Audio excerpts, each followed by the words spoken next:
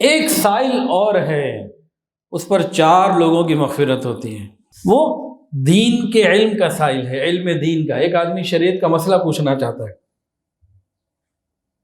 مثال کے طور پہ مدرسے میں بیٹھے ہوئے، دارالافتاء میں بیٹھے ہوئے، ایک آیا بندہ، جی مجھے بتا دیجئے وراثت کا مسئلہ یا کوئی اور مسئلہ۔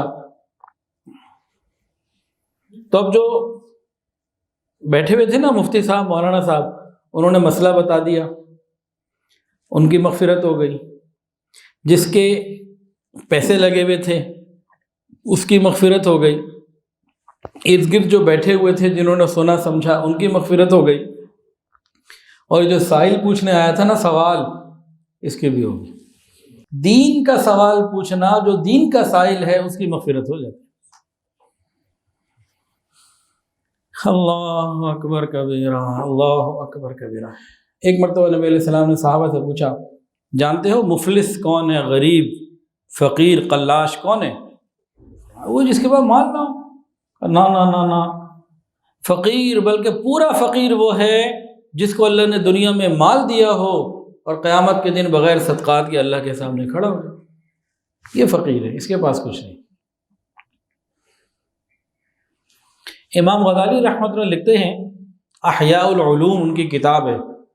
اب تو احیاء علوم پڑھنے والے بھی زمین پہ نہیں رہے، میری والدہ پڑھا کرتی تھیں، گھر میں ان کے پاس تھی۔ تو امام غزالی رحمۃ اللہ کی کتاب ہے، کئی جلدوں میں ہے، غالباً 6 جلدیں احیاء العلوم۔ تو بچپن میں تو میں نے بھی پڑھی ہے جب وہ پڑھتی تھیں۔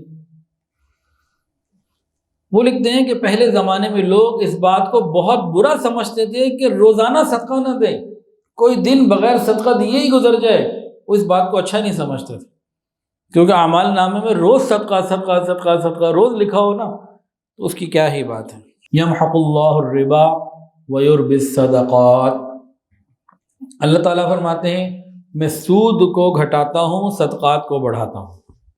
سود ہمیشہ نیچے جائے گا اور صدقات ہمیشہ اوپر جائیں گے۔ جو چاہے اس کو چیک کر کے دیکھ لے، جس اخلاص نیت سے اللہ کے راستے میں دے، اس کا مال کم نہیں ہوگا۔ ویڈیو کے نیچے سبسکرائب کے بٹن پہ کلک کریں، بیل کے آئیکن پہ کلک کیجئے تاکہ ہر نئی ویڈیو کی نوٹیفیکیشن آپ کو مل جائے۔